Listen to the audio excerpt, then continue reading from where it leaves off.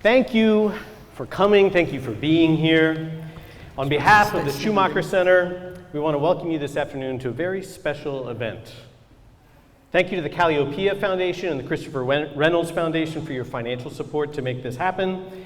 And thank you to our incredible speakers for agreeing to be here. And thank you to each and every one of you for taking the time out of your busy schedules to come and explore these themes with us. You've joined us today on what represents the third and final public event of Bayo Akomolafe's inaugural residency here at the Schumacher Center for New Economics.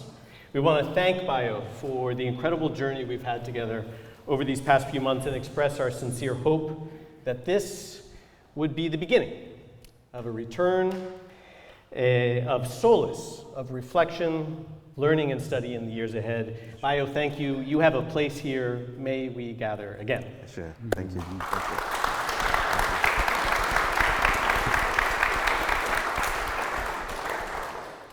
Joining today as co-conspirators with Bayo, we also have the immense honor of welcoming Dougald Hine and Catherine Keller into the conversation. Dougald has recently published his newest work, At Work in the Ruins, whose provocations we will be unpacking during our discussion. And he's kicking off his national book tour with us today before embarking on a month-long journey of conversations across America. So we're honored to have this be the kickoff event. Welcome, Dougald.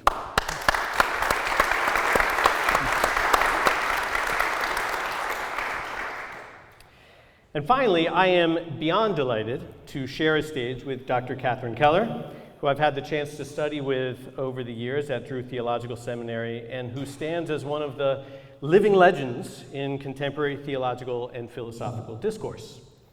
I've heard her recent book, Cloud of the Impossible, referred to as one of the handful of theological texts written this century that will still be read and studied 100 years from now. It is a major honor to welcome Catherine to Great Barrington and to this conversation. Thank you, Catherine.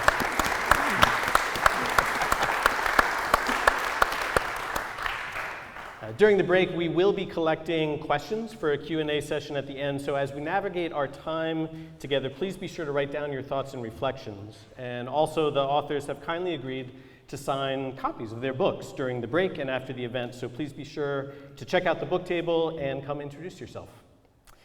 Now, before we go any further, let's take a moment to pause and collect ourselves. We're here to explore some difficult topics.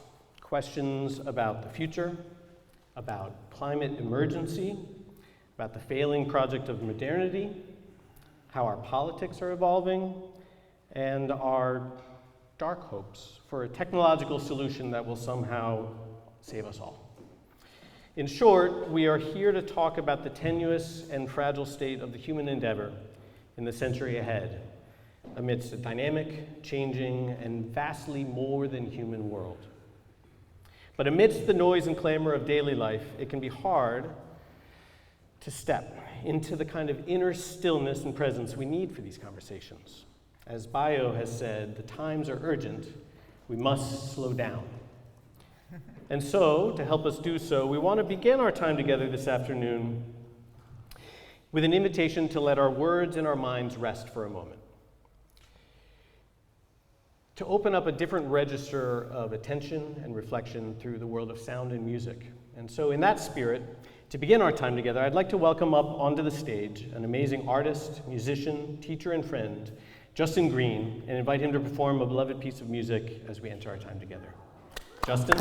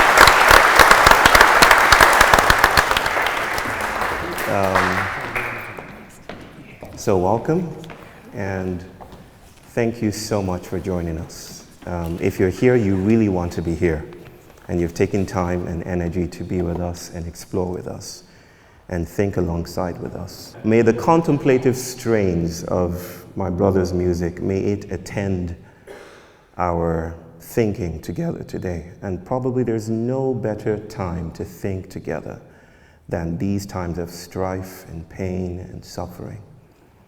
And that is the inspiration for our gathering today. Through the eyes of a Nigerian immigrant who has spent some months here in Great Barrington, I watched the debate last night. I'm not going to say more than that, except to suggest that there has to be something more than that notion of politics. I refuse to give into the idea that that is the image of the political. The political has to look different than just that.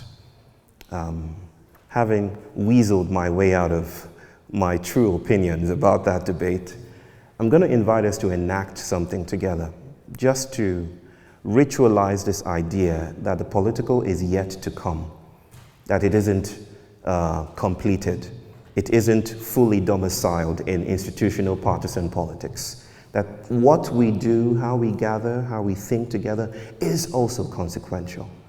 Here is the political. So I'm going to invite us to rise to our feet just in a moment. If you can, please rise to your feet. And I would have loved us to debate, but we're not debating here today. Instead, I'm going to invite us to embrace. And I know that is probably provocative in partisan spheres, but I'd like you to find someone else and just say welcome. Let's do this together. I cannot do this without you. We need each other, okay? 2, 3 people, but keep it at a minimum. Just 2, 3 people, not 4. 2, 3 people. Hug them tight. Say welcome. Let's do this together. Go. Go.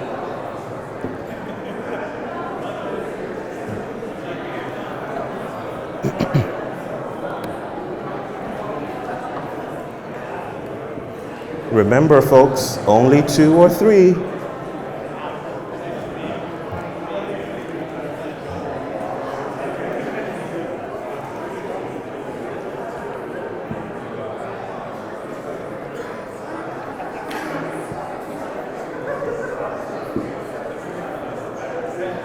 That'll do. That will do. Thank you. Thank you so much. There are lingering hugs way back. That is the spirit. I hope you disobeyed me and actually hugged 4 people. That's the idea. Please don't take my words as instructive or prescriptive. I want to start this joyous lamentation with some words of gratitude.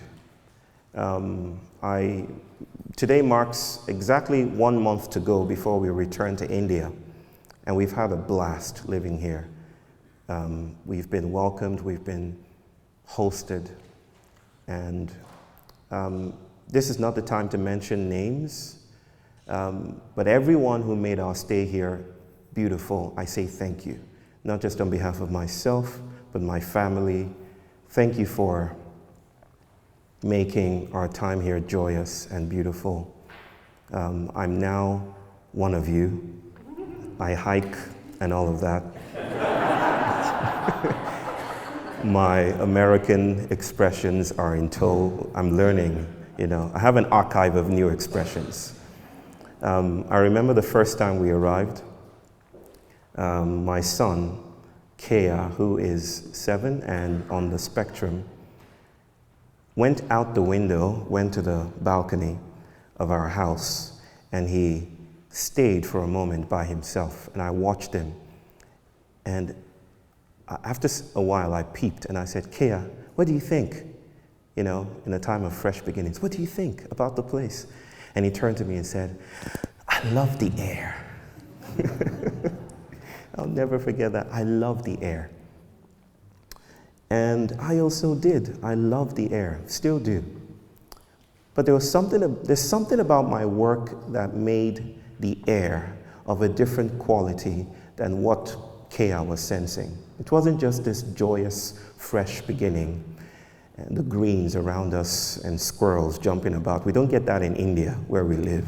It wasn't all of that alone. It was a sense of something coming in the air tonight. Sorry, I quote Phil Collins. Something in the air, something that needed to be held. And my work and my philosophy and my politics is about that noticing, that nuanced staying with something turning in the atmosphere. And let me say a little bit more about that. 42,000 years ago,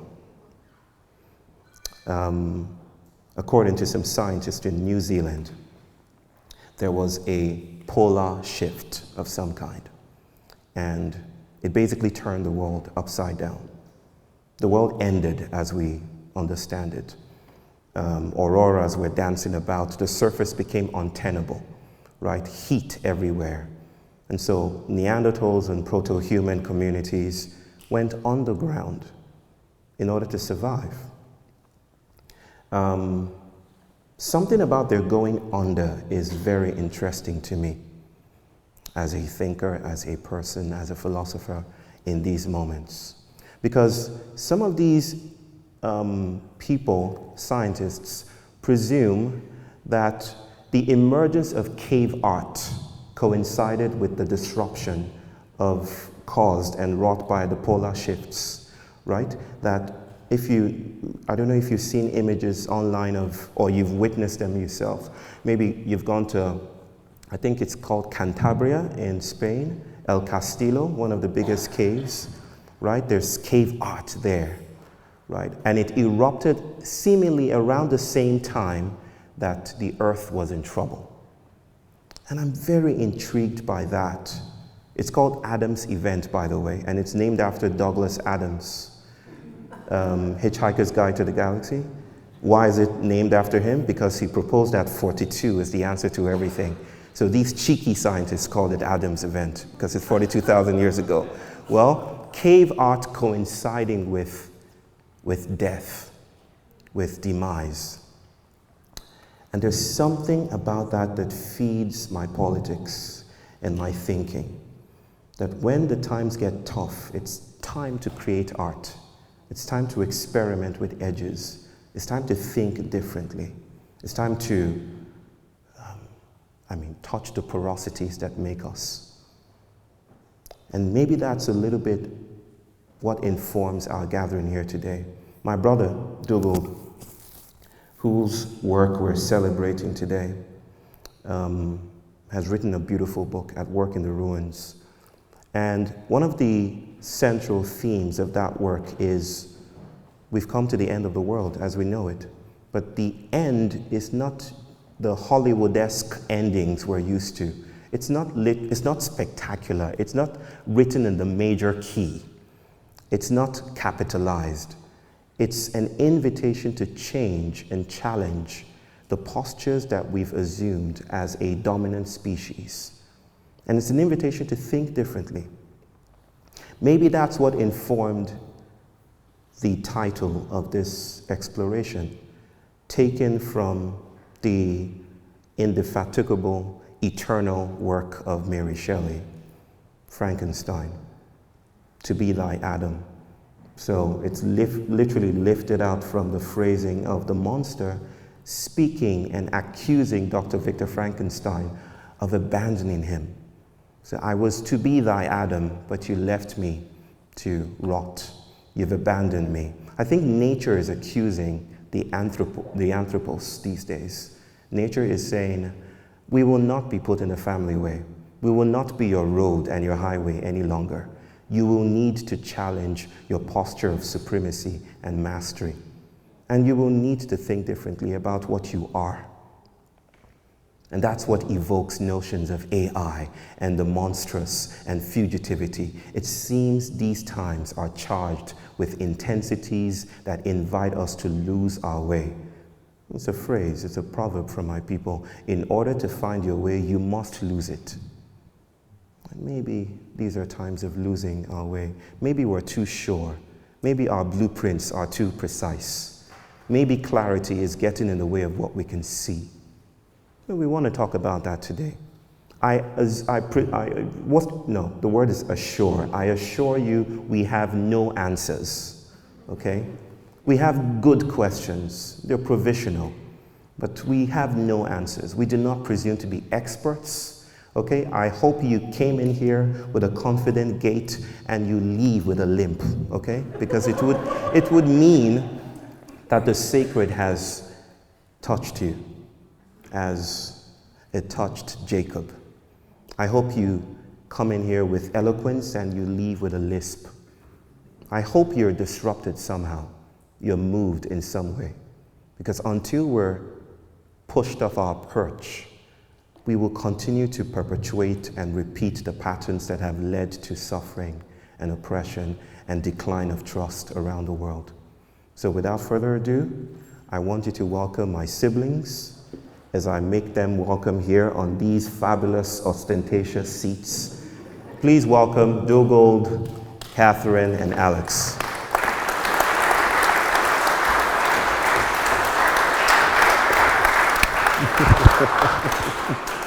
Brother. Thank you. Okay, let's do it.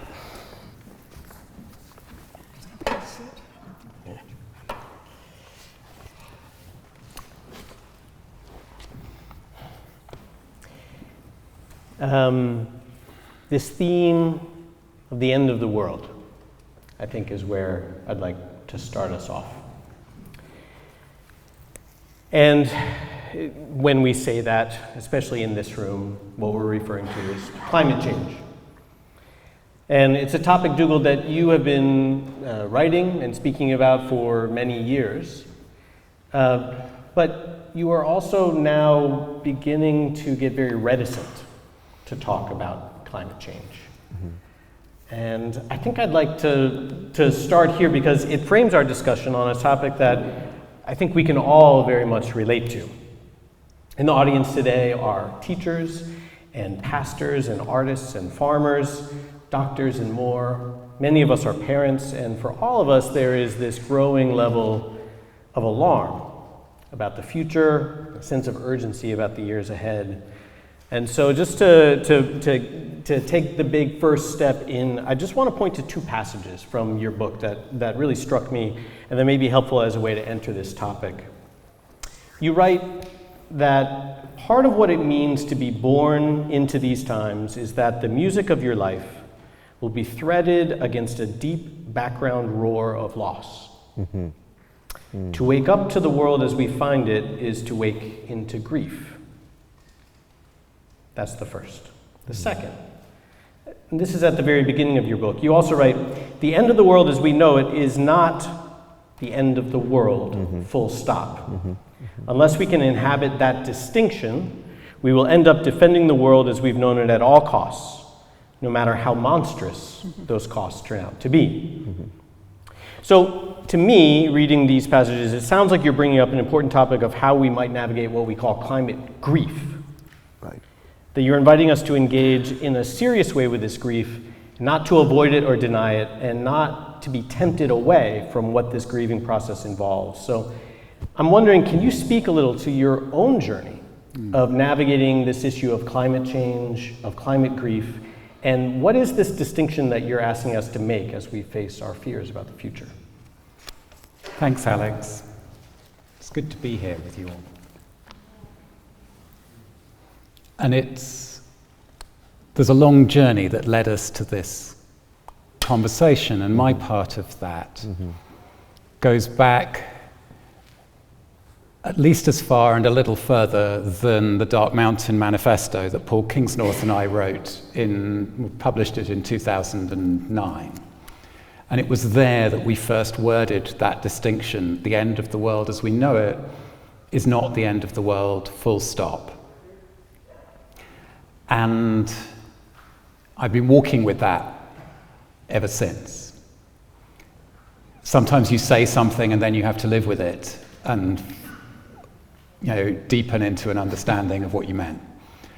At least that's how it often seems to work for me. And this book began with that moment of reticence that you mentioned, where I heard myself say to my friend Felix Marquardt one morning in September 2021, so in the second year of the COVID time, maybe it's time to stop talking about climate change. And in order to make sense of how those words could have come out of my mouth, as somebody who had spent most of the time from writing that manifesto up to that conversation, being someone who got both on stages but also quietly around tables in heart-to-heart conversations, was someone who spent a lot of my life talking to people about climate change, I had to begin writing, and that's how the book unfolded or unraveled from there.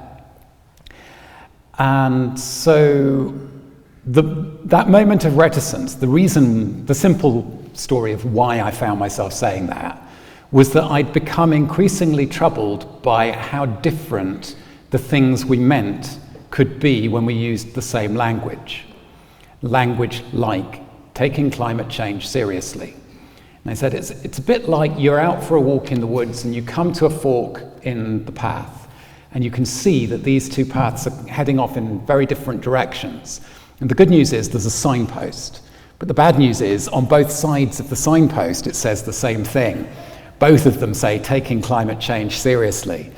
And so really why I said that, why I called into question the language that I'd been used to using, was as much as anything a sense that we needed other ways of speaking in order to be clear about the different paths from here. And this thing of climate grief, one of the things that I write about in the book is the extraordinary moment of climate activism immediately before the pandemic in 2018 and 2019, where in the two countries that I've called home, England and Sweden, you had these remarkable movements that erupted. On the one hand, Extinction Rebellion, and on the other hand, Fridays for the Future and the school strikes. And I was talking with people who are close to the heart of both of those movements, who I had known for a good while before they came into view. And one of the things that struck me about those movements was that there were emotions that were permitted or even encouraged in those movements, which 10 or 15 years earlier, in the era of climate activism, which led me and Paul to the place from which we wrote the Dark Mountain Manifesto, were definitely discouraged.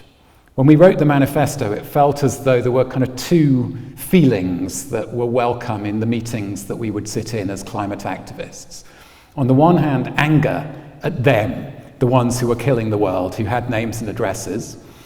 And on the other hand, a kind of mutual encouragement, pepping each other up. We can do this.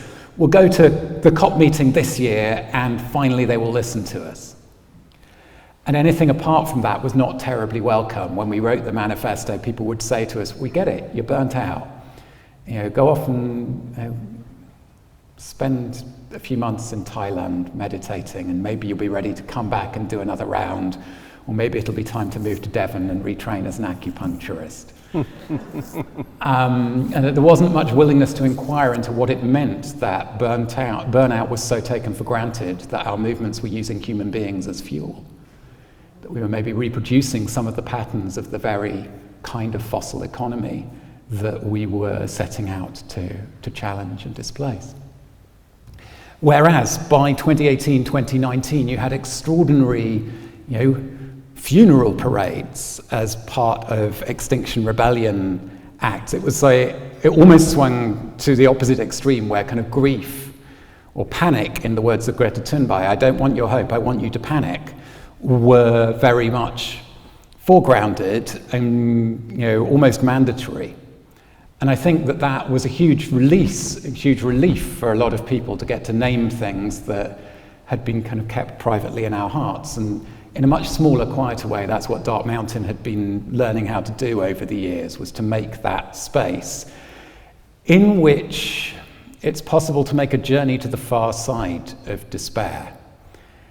And in order to see clearly and hold to that distinction between the end of the world as we know it and the end of the world full stop, it's necessary to give up. It's necessary, people who know a lot about giving up include 12-step people. The first step is an admission of powerlessness. In a lot of the earlier spaces of climate activism that I was part of, an admission of powerlessness would get you accused of giving up, not in a good or healthy or helpful sense. But part of what we were learning in the Dark Mountain work was sometimes it's necessary. There can be a season in which giving up on what you thought hope looked like is a necessary step. T.S. Eliot, I said to my soul, be still and wait without hope, for hope would be hope for the wrong thing. We have to go through sometimes the dark night of the soul, that passage to the far side of despair. And the ticket for that passage does not guarantee the far side, because if it did, it wouldn't be real. But my experience has been of having walked that path more than once and having helped to hold spaces in which others walk that path, and that on the far side of it, we begin to see different shapes of hope that don't look like the patterns of hope we were taught to look for in the world. That really resonates for me, that idea of needing to face this big, monstrous idea of climate change and get a little more nuanced about what it is that's ending and what we may need to let go of. And Dougald, I want to ask just a follow-up question to you, because there's another side to this about what happens if we don't engage in a healthy way with our grief. And it's a part of your book that really feels like a warning. And I hadn't really engaged yet in trying to think. I'm so occupied with where our politics are now, but what are the politics of the 2030s and 2040s going to be? Because you seem to point in the direction of where this might go if our holding climate change with grief turns into an embrace of the climate emergency and what emergency means in politics.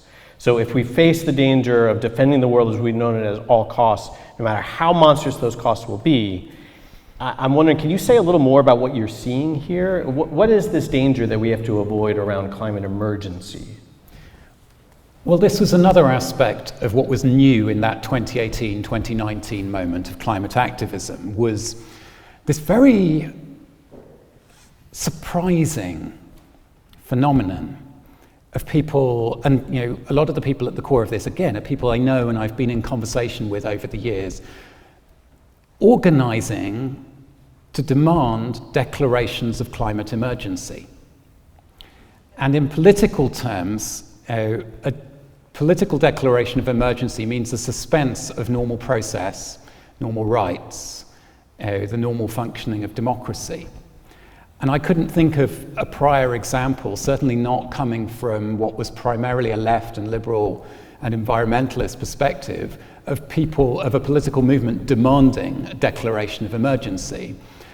And so I wrote together with a friend an article for for open democracy that was just saying we need to at least bring to this conversation a recognition of what the language of emergency normally means in politics and of the history of it, and tracing it back to Carl Schmitt and the state of exception, the Nazi legal theorist but also the history post World War II of the international frame of what a declaration of emergency is, and one of the conditions that was set down by the UN in the late 1940s for the kind of boundaries on the extent to which governments can declare a state of emergency is that when you declare a state of emergency as a government, you're meant to name when it will come to an end. And so that was my question. If we're going to ask our governments to declare a climate emergency, when do we think that declaration is going to come to an end? And so, to the extent that I'm not simply wanting to put a fatwa on the kind of language of climate emergency that I can see people doing important work with, my invitation to my friends who are working with that language is, I said, I think you need to flesh out what emergency democracy looks like. I think you need to articulate what a politics in which emergency spells more democracy rather than less looks like. Because if you use the language of emergency politically without doing that, the default course of events is that what you are inviting is less democracy. And I just wanted to bring that to the table, really. Thank you for bringing that to the table. Catherine, you have written on these subjects. You've written not one but two books on apocalypse. You've written a book about political theology of the earth, and you are concerned about these intersections of our theology and our politics and how they align too often with this idea of the exception. And so I wanted to ask you, first of all, we're talking about the end of the world. What does apocalypse actually mean? What is passing away, and what about our politics and our theology needs to be called into question here? Here, in relation to the language of apocalypse, as soon as I'm introduced to someone who's written two books on apocalypse, I feel you all thinking, oh, this is going to be fun. But I have been a little bit preoccupied with that symbol, and from within my work as a theologian particularly, but a theologian who prefers audiences in which, a majority of the folk are not like practicing believing Christians. Then we have rich conversations about Christianity and everything else. But the apocalypse that I need always to drum in is just the literal meaning of apocalypse.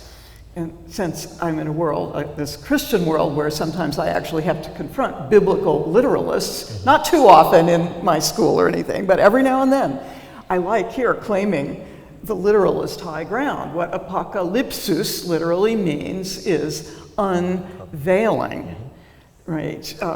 And its most original usage in the ancient world is very sexy. It's the unveiling of the bride on the wedding night.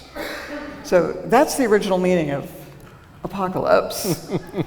And, by the way, it is very evidently on the mind of John of Patmos, the author of the book of Revelation, sometimes called the Apocalypse. Why?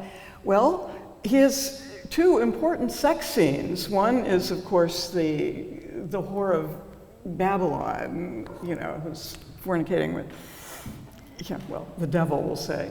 And then the answering feminine motif is the New Jerusalem, who's come down and is also in a marriage ceremony that's very queer. It's with a lamb.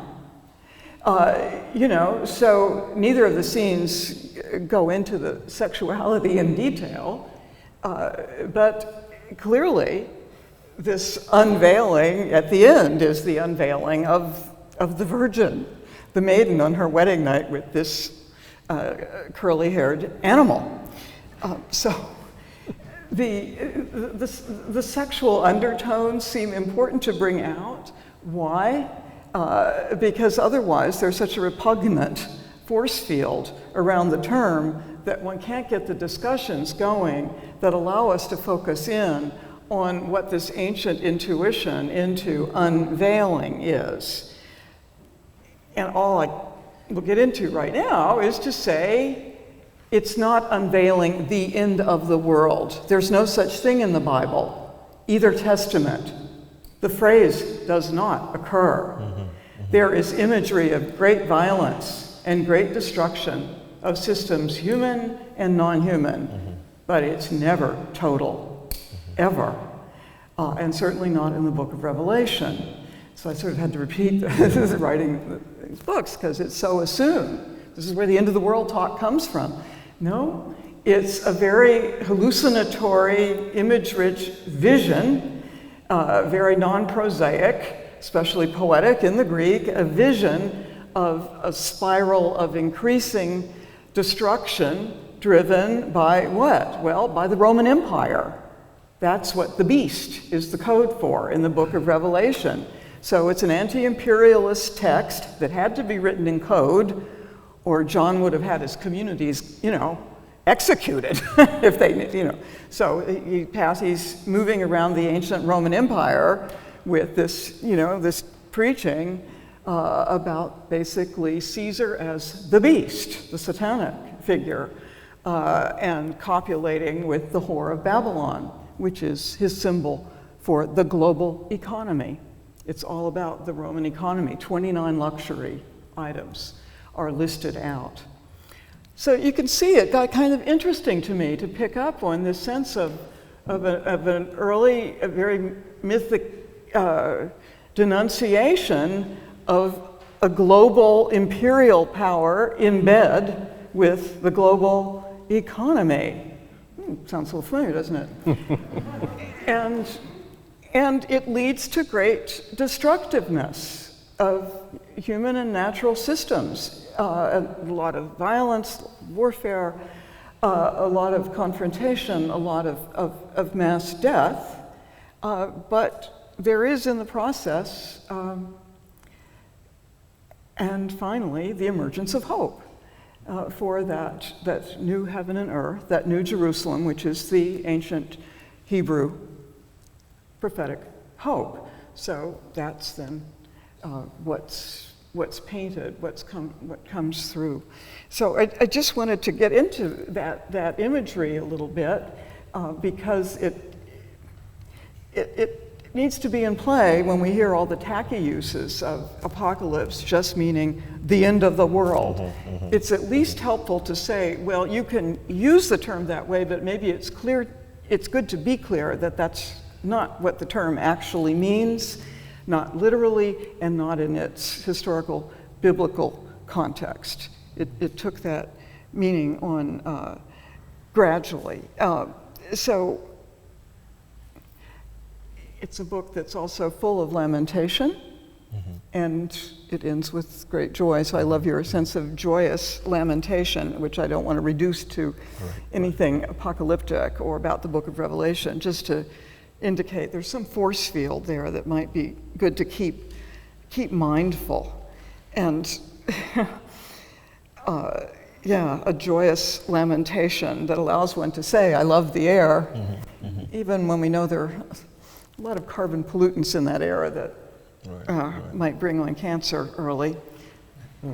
Joyous lamentation. Yeah, so thank you, Alex. Bayo, and Alex connecting also to the theme of the end of the world, but not full stop. I'll have to quote you on that. I will not write a third book on the apocalypse. I will not. I'll find another way to quote you. And I love your appeal to the need to confront our powerlessness, acknowledge our burnout. It's a good image with the what is it? Is it 71 or 72 wildfires burning in the United States right now? Burnout is a good metaphor for this period that we don't want to always keep calling climate change. I hear you on that. I mean, I, at any rate, myself just try to say climate catastrophe because it's more vivid than climate change. That sounds so so neutral. And there's nothing neutral here at all. But also, you're wanting to suggest that all of our ways of naming it are coming out of a science that's based on a way of knowing that is a controlling. Knowledge is power, said Francis Bacon. And that's what's getting acted out. So we have to be very careful about, as you both write, how this even environmental science can bring some of the same presuppositions of science into play that are the presuppositions of the science that are driving the industry that's causing global warming. So there are some vicious circles that need to be exposed, and meditating calmly with getting some quiet, letting ourselves feel our burnout occasionally feels important. And I don't hear you saying, and I'm pretty sure I'm right, I don't hear you saying that we can then yield to a kind of terminal powerlessness. When you're saying embrace the powerlessness, it's like be real about how comparably little power we have until we form big collectives, which are complicated and iffy and have to face counterpowers. So let's just not lose touch with the kinds of powerlessness we have. And I was finding myself having a Zen Buddhist feeling, that there's something liberating about emptying out. The shunyata, that is the heart of Zen teaching, or Buddhist teaching, is that self-emptying. It's an emptying of ego. And in the civilization that runs on big egos and that tells you to use your resources, your finances, so you can build up your ego power, so that everyone will admire you. But we need Zen on a lot of levels. But I hadn't thought of it before in terms of a kind of climate Zen. I better, since I'm talking emptiness, be silent now. Thank you, Catherine. First of all, I think it's just really helpful and really important, especially if you're going to hear it from a theologian, that there's no such thing as the end of the world in the Bible. That's, I think, would come as a surprise to a lot of people. And it's very helpful to hear that and to engage in that. And so on this theme of needing to come to a stillness, to sit with the monster of climate change, not to run away from it, not to, Dougald, you talk about it almost as a form of denial itself, to over-spectacularize it and say, oh, I don't see it happening today, so I guess we'll just keep on going. There's one danger which we pointed to, which is at some point in the not too far future, the whole emotional climate of the conversation is going to switch. And we're going to stop having public debates about whether climate change is real, and all of a sudden it's going to be very, very, very, very real. And the temptation is going to be to move into climate emergency and a form of authoritarianism that we need to be very careful about how to prepare for that politics that's 20, 30 years ahead of us, because it's going to take time. But what does 200 million people pouring across the borders of the year mean for the politics of the world in the years ahead? So that's one danger. But like Odysseus navigating between Scylla and Charybdis, we have another danger, and it's on the technology side. This techno-utopianism, the dream and fantasy of transhumanism, is really a kind of techno-messianism. We think, and in our darkest hearts, we really kind of hope that technology is going to save us. Yeah. And so, Bayo, I want to turn this to you, because I know that these topics of the project of modernity and the way that technology is related, our relationship with nature is related, are very much on your mind. And I wanted to ask, especially since you invoked Frankenstein in the beginning, can you speak a little bit about technology and how it relates to these themes and the project of modernity that seems to be part of what we need to let go of and go through a grieving process around? Okay. Thank you, brother. Sure. Oh, by the way, I think Catherine's third book on the apocalypse will be called "I Will Not Write a Book." That's the title. I will not write a third book on the apocalypse. Get your copy. I saw a headline recently, I think a couple of weeks back. It was a triumphant declaration of a discovery. It says, scientists finally figure out which came first, the chicken or the egg. Right? And it was very headline-ish. It was like, finally, we know the answer to that one. How many of you know this riddle, the chicken or the egg, which came first? Okay, which do you think came first? Chicken? Let me see your hands up. Egg? Let me see your hands up. I don't really care. Let me see your hands up. Well, these folks care. It's either one, right? And I remember chuckling as I started to read that article about the chicken or the egg and the final resolution to that ancient riddle. And I was laughing because I don't think it's meant to be solved, right?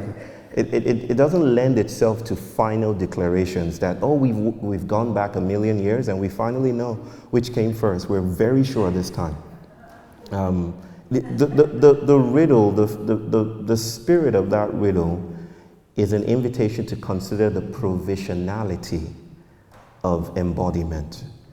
That is, we are not really to be identified in confident, cocksure, final ways. The chicken or the egg is an invitation to be humble about where we draw the lines between this and that, object and subject, origin points and destinations. And maybe that's how I want to think about this question because, again, I return to the theme of my stay in the United States, and I cannot help but say it. As someone who lived in the global South, born in the global South, born in the streets of Lagos, there was this dream that, there's this dream that you're born into. And the dream is one day, one fine transhumanist singularity day, we will finally look like the United States. We will have the technological mastery of the United States. And so we had a song. The song was Come, and I'm not going to sing it because that's not why I'm paid. But the song was Come and See American Wonder. When we watched Chuck Norris, do a roundhouse kick in the movies, we would be like, how did they do that? So it was this glowing myth of a city set upon a hill, and it was defined by its technological mastery. My vision of things changed slightly coming here because, and not this time, but I've been coming to the United States for 10 years now. And it's this idea, is the hidden conceit of development and sophistry and sophistication, is that it forgets, it does not know how to think in terms of relations and relationality. It presumes that humans are the tool makers and they're entirely divorced from the things that they make. What that leaves behind, what that obscures is, of course, that the technologies we use and enact and deploy also shape our bodies and subjectivities in return. This isn't new to say. We are used by the things that we use. So when you wake up in the morning, the first thing you reach out to, for most people, it's your phones.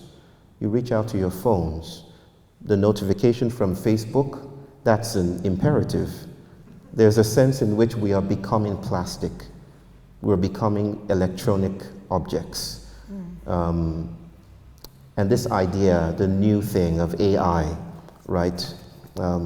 Which, the spirit of which is here also.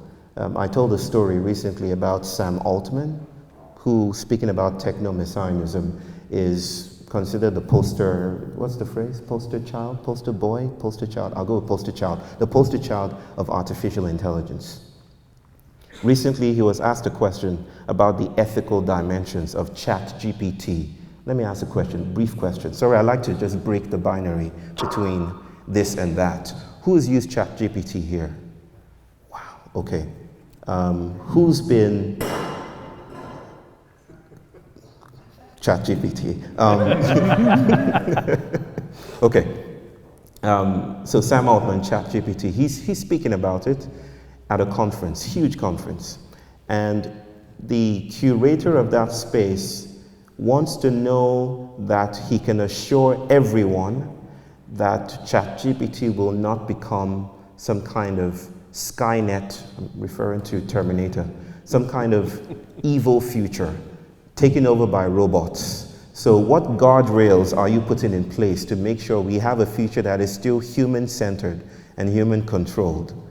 Can you tell us how ChatGPT works? And Sam Altman said, I'm sorry, I don't know. That even though we engineer it from the ground up, I don't exactly know how it's able to produce a poem. I can't tell you how that happens. It was scary to everyone who asked, and they said, so how can you assure us that this is ethically safe? And he meandered here and he did his politics and basically assured everyone that please keep buying our stuff and keep subscribing to, but we cannot assure you that we know what this is.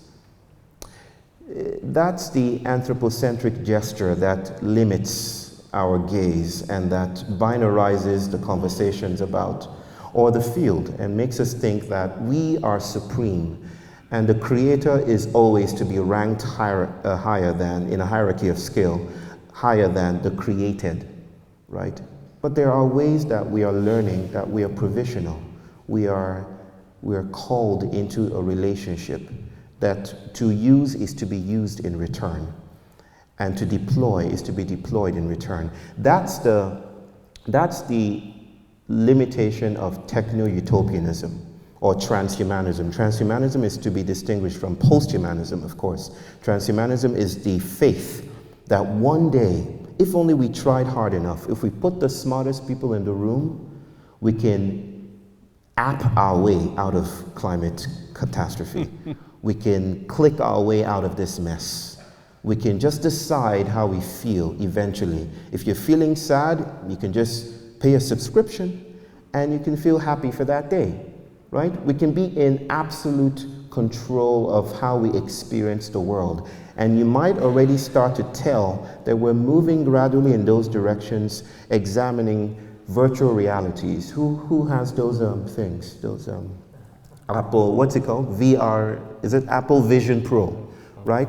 And that's modernity. Modernity is the paradigm of the master sense vision. It's that we can be in control, how we see the world, how it appears to us, the optics of that is all there is to say about it. And I think we are experiencing the fall, to speak theologically. We're experiencing the fall again.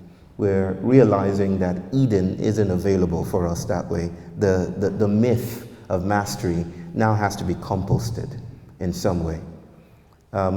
Just to add this part, I've always been, because I want to emphasize this notion that we are provisional and we are deeply relational, and that the boundaries between us and technologies that we supposedly create, are not fastidious. They're not fixed in space or time. I always have thought that organisms are cartographies, not cartographical, but that we are cartographies. We're the archives of moves, of gestures, of turns. You might say that in some prehistoric time, a slug or a snail took a left turn, and that became the human. Right? Right. Like it just avoided an obstacle, and those were the very conditions for how humanity, what we rudely and politically assign as humanity, that's how it came to be. Right? So we are cartographies, we're not cartographical. We are movements that precede essences. We usually think in terms of the essential, the thing itself, right? The thing, the self. But we are learning in difficult ways, in small homeopathic doses, that we are movements. We're not quite as sure as we think we are.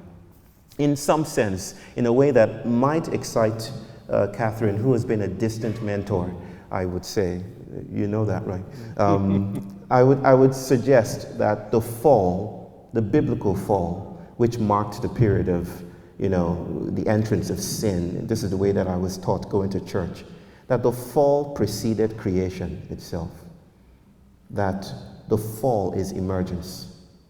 It's not the thing that comes afterwards. It's not due to human misery. It's not a failing of some kind. It's not a mistake. That we have always been the fall. The fall didn't happen after Adam did what he did or Eve did what she did. The fall has always been. We live in the fall of things. And the fall describes this relationality that we're not precise and we've never been. And maybe that's how I want to engage this question, as a para-theology of the fall.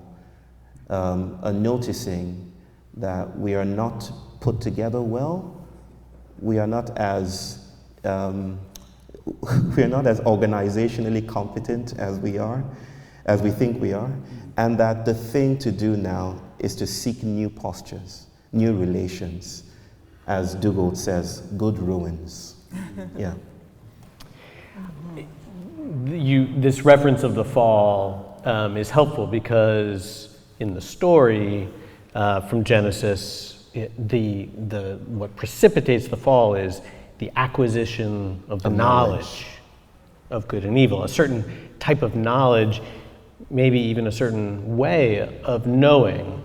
And so Dougald, turning to you, because there's actually a part of your book where you write, the end of the world as we know it is also the end of a way of knowing the world. Mm-hmm. You write, when a world ends, its systems and stories come apart, even the largest of them. And one of the more counterintuitive, I always appreciate reading a book and it's like counterintuitive insights. Right.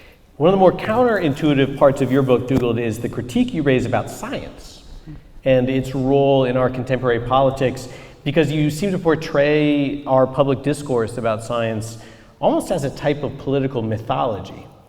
And so I'm wondering, can you say a little about what you mean here? What's the danger that you are seeing in the way that we are engaging science and this way of knowing the world? So there's a section of the book which you're referring to, which is called Asking Too Much of Science. And in a sense, that's the danger, which I think is a very real danger, and one that has actually a long history to it. And just firstly, to name why I think that's dangerous, I say, again, early on in the book, climate change asks us questions that climate science cannot answer. For example, how did we find ourselves in this trouble? Is it a piece of bad luck with the atmospheric chemistry?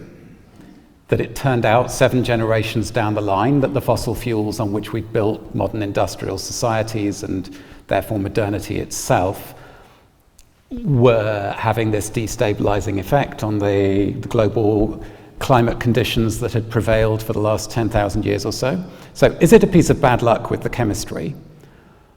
Or is it a consequence of a way of approaching the world, a way of seeing and treating everything and everyone that would always have brought us to such a pass, even if the atmospheric chemistry had turned out to be different? Right. Even if the IPCC turned around tomorrow and said, guys, it's terribly embarrassing. Turns out we did our sums wrong. You can throw out as much CO2 as you want. Would we be back in Steven Pinker and Hans Rosling world? Yes. And I think that's a real question. Is it a piece of bad luck with the chemistry, or is it a consequence of a way of approaching the world? And just from the way that I've narrated that, you can hear which way I lean. But more importantly, I think any response to climate change is going to implicitly, if not explicitly, contain a version of one or the other of those answers of that question. And that will determine what kinds of response, what kinds of actions we go looking for. If it's bad luck with the chemistry, then what we're looking for is a way to keep as much as possible on the track we were already on, but somehow make it carbon neutral. Whereas if the way of approaching the world is the real stakes here, then those first set of answers aren't going to be good enough, even if we may need some of them as part of how we find ways onward. So I said that there's a long history to this, and as you were talking about the fall, Bayo, I found myself thinking about Isaac Newton and gravity.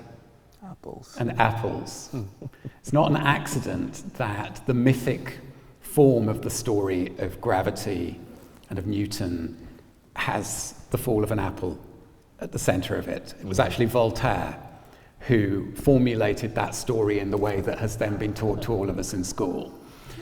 But it reflects the power of the impact of Newton's work in the 17th century. And one of the consequences of that was a theological turn that you see in the 1690s in England. There are pamphlets being published with titles like Religion Not Mysterious. And there is an attempt to straighten out the myth bundle, the ritual bundle of Christianity, and turn it into something resembling Newton's laws. Because he's explained this invisible set of forces that determine the kind of world we're in. And so intellectuals who are apprehending the significance of this in that generation respond by following a path which becomes what is known as deism, where you reduce God to a first cause of a mechanical universe. Right. It's the most unappealing twist on Christianity that has ever been constructed. Except if you were a European intellectual at the end of the 17th century, with living memory of the 30 Years' War and the rest of the horrors of warfare carried out in the name of religion, the promise that you could retrace the steps until you ended up with a theory of God that was equivalent to what Newton had just done with gravity, and therefore you couldn't have these different theological camps, and those couldn't be pretexts for bloody wars. There you begin to see the appeal of it. But it doesn't work, because what it produces, instead of what they were dreaming of, which is that you remove the need for the conflict between the different camps, you end up with all that this country has known in its history of what happens when you try and turn religion into science. Mm-hmm. You end up with a fork between those who start off on the deist path who end up being the Dawkinsite atheists, and those who take the other fork and end up being the biblical literalists who think that the Bible is an early draft of a physics and biology textbook, both of which were unthinkable without that moment in which there was the attempt to remake Christianity as if it was science. Now, the thing is, this pattern repeats itself, the pattern of trying to get science to do the work of judgment, the work of cohabiting with mystery, the work of inhabiting a world, repeats itself. If you go down into the history of neoliberalism, before it became what we think of when we talk about it today, it starts out as an attempt, in the words of William, what's his surname? Sociologist. It's in the book. But he frames it very well. He says, neoliberalism, the good intention at the root of it is an attempt to disenchant politics by means of economics. In other words, again, you're attempting to get away from the frail, fallible, conflictual difficulty of exercising human judgment and making decisions about our common life by replacing it with calculation and measurement that will give us the answer. Now, we're here at the invitation of the Schumacher Center, and in this context, it's important to remember the history of environmentalism, because the environmentalism of Schumacher's is the era in which Small is Beautiful made its impact. The early 1970s flowering of environmentalism was on the one hand informed by science, and it was scientists like Rachel Carson who had sounded the alarm that opened this new political space outside of the settlement of politics that had been established in the 19th century of the left-right spectrum as we've known it. Mm-hmm. But that environmentalism of the 70s was also not afraid to ask the questions that science on its own can't ask, to engage in cultural critique, in the questioning of our ways of living, our assumptions, our ways of inhabiting the world. Then in the 90s, there was a turn to repeat this pattern of using calculation and measurement to replace the work of judgment and politics, as environmentalism attempted to grow up and to say, look, the authoritative form of knowledge in modern societies is science. We don't need to be making these cultural arguments about our ways of living. We just need to present the evidence of how deep the trouble we're in is, and then everyone will listen to us. And once again, that dream that we can replace the work of judgment, of living with mystery, of frail and fragile and fallible human working out how we share a common world with measurement and calculation promised so much and has failed. So that's the invitation in the book, is to stop asking too much of science and therefore be able to work with scientists, but also with those who don't ride under the name of scientists, to find ways forward, to bring the practices of science with us into a world on the far side of the ending of that world of modernity that science, with a capital S in its ideological form, has been so central to the story of. I really appreciate that provocation to be very careful about anything that causes us to step back and avoid the agonism of what it means to embrace in a world of difference. And so, Catherine, I want to ask you, because another deep theme of your writings has been on an idea of, we live in a decidedly post-Newtonian world. It is not a mechanical universe we live in. We live in the world of the quantum, of entanglement. And you've written about planetary entanglement and apophatic entanglement. And I wanted to ask if you can, part of the title of the event here is about collective intelligence. So this different way of knowing, and one that troubles the unitive mythology of the single solitary self. Can you help point the way a little bit to what it might mean to what does collective intelligence even possibly mean in the world that we actually live in? That is a huge question. I want to connect it to this huge flow, because the connections are revealing themselves, I think, to us. The collectivity of consciousness, of awareness, of thinking together seems like something we crucially need to embrace, and it's why we're not going to give up on AI, none of us in this room, and therefore it's important to be very critical of some of the trends of AI, to keep our Orwellian gaze. 1984. To just be very aware of the dangers of AI, even as we do increasingly depend on it for very good forms of solidarity and of learning together and of knowing together, but we need alternative forms of knowing together and consciousnesses that are different. I mean, when I was actually very, very young, one of the reasons I went on into religion eventually was because of an very early exposure to Carl Gustav Jung, and that psychology of the collective unconscious. And somehow that's getting into my mind in this discussion, a psychology that realized that it doesn't just, that our issues, our problems, don't just come down to our personal lives and ego problems and complexes and intimate formative relations, Those are all very important and formative, but beneath and around those personal relations of our lives are the collective relations that go back, all the way back in history.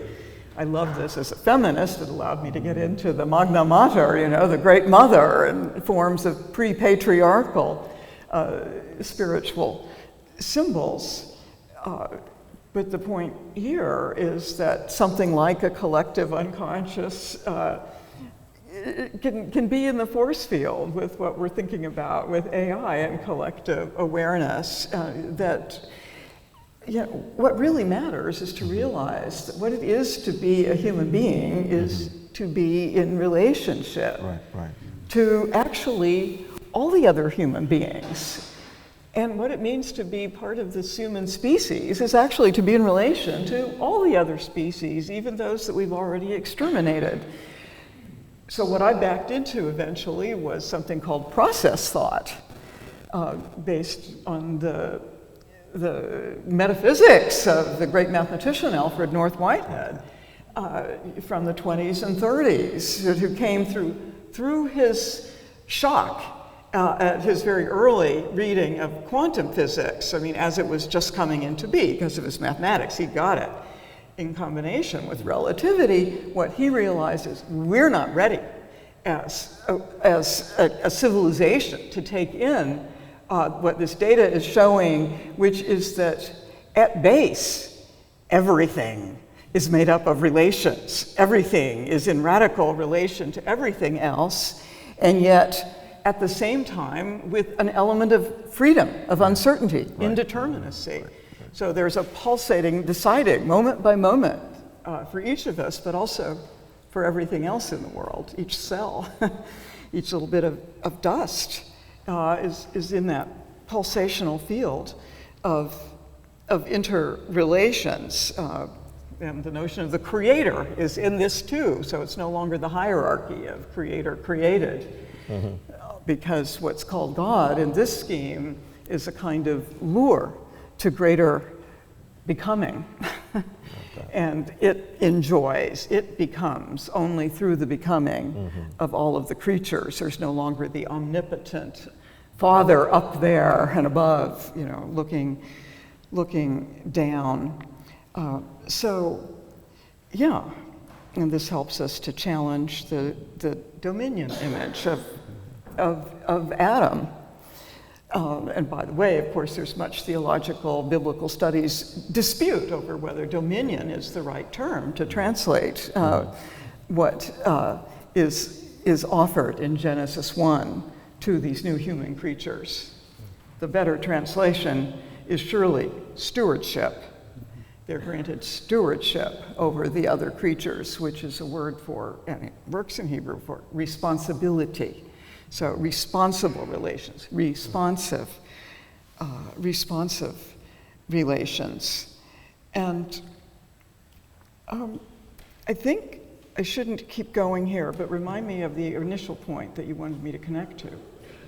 That's actually perfect. That's actually perfect. And Okay. Apophatic?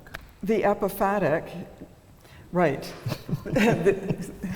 Point. Who knows what apophatic means? All right. Apophasis in Greek, to unsay. Yeah. So apophatic theology is the theology that realizes that we cannot capture in language the mystery at the heart of the universe, at the heart of everything that is. Apophatic theology, which has been a thing since the 3rd century, where the name develops, and then really gets going with Pseudo-Dionysius in 6th century, an early form of Christian mysticism. It's where, yes, of course, we need all this God talk, all this theologos. We need language. We need to try to communicate with each other. But it's all idolatry if we don't realize that we don't really know. So it's the apophatic depth of theology that has kept me interested in theology. Thank you. We have two more questions before we have a break, so I just wanted to let everyone know that in case you might have a question in your heart that you might want to bring for consideration when we regather. And so, Bayo, I'll turn to you, and then Dougald for you to close. Bayo, I ask this as somebody that has spent 20 years in the field of working for social justice and equity and alternative economics. Your exhortation to embrace a post-activist mindset has been provocative, and I can imagine post-activism, especially when times are urgent. What do you mean? We must act. And I wanted to, if we could somehow embrace a collective intelligence and this post-humanist embrace of the more than human world that's part of it, I feel like that's a part of what you're trying to point to with a post-activist stance, but I wondered if you might say a little more about what you mean by that idea. Thank you, brother. So, okay, many pathways to take here, but let me come into it this way. In the 70s, cognitive psychologists, I'm a recovering one, started to use machines to speak about human cognition. It was a useful metaphor. 60s, 70s, this is after the Second World War, and we're in a revolution, the machine revolution. Computers are becoming a thing. And so language like processing and short-term memory and long-term memory entered into high culture. And we started to think like machines, right? This is another instance of the provisionality of bodies, right? We looked at the created and we understood the creator better. We looked at the things that we had made our tools and we said, this is exactly how we function. And it became a threshold for cognitive psychology as a whole. I remember, I think, a gentleman named Ulrich Neisser, I think, in the 70s, or 1967, I think, said cognition is the processing of sensory input into memory, into affect, and all of that. Now, the reason why I point out this notion of cognition is that it obscures a lot. It was a culturally closed account of how bodies and minds work within ecologies. By thinking about cognition as what happens within and the threshold being a processing, a mediation, between the outside and the gilded interior, we lost sight of other ways that we come to be in knowledge of the world, the ways that we come to be with the world. I had a conversation with a brother of mine when there was this assassination attempt on Donald Trump. I followed the news immediately afterwards, and everyone knew exactly what happened. And all the opinions were different. It seemed everyone on the left knew that this was a sham, right? This really didn't happen. And everyone on the right felt this was a conspiracy, that they're trying to take down our hero. And everyone felt very sure about their opinions, right? I remember thinking to myself, I asked this brother of mine who I need not name, I asked him a question. I said, how is it that everyone knows what happened? Just, no one I'm speaking with is there. No one on these social media environments were there by themselves, but they have very confident opinions about what happened. And I started to put together this idea that I call eco-cognitive assemblage theory.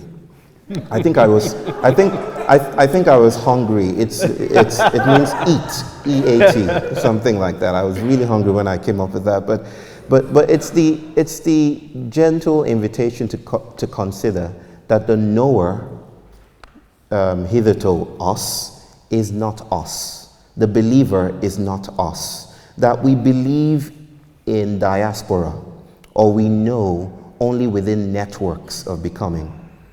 right? It's not us. There's no stabilized self within that knows the world, that looks out from between our brain and skin and knows the world. Instead, knowing is atmospheric somewhat, and it enlists bodies in how bodies come to know the world, which is the reason why, I'm sorry I'm making it very partisan political, sounding that way, which is the reason why I'm very hesitant to say to people who are supposedly on the other side of my politics that you're deplorable or that you're stupid if you do not believe exactly how I do, or if you're speculating about the world in ways that I don't.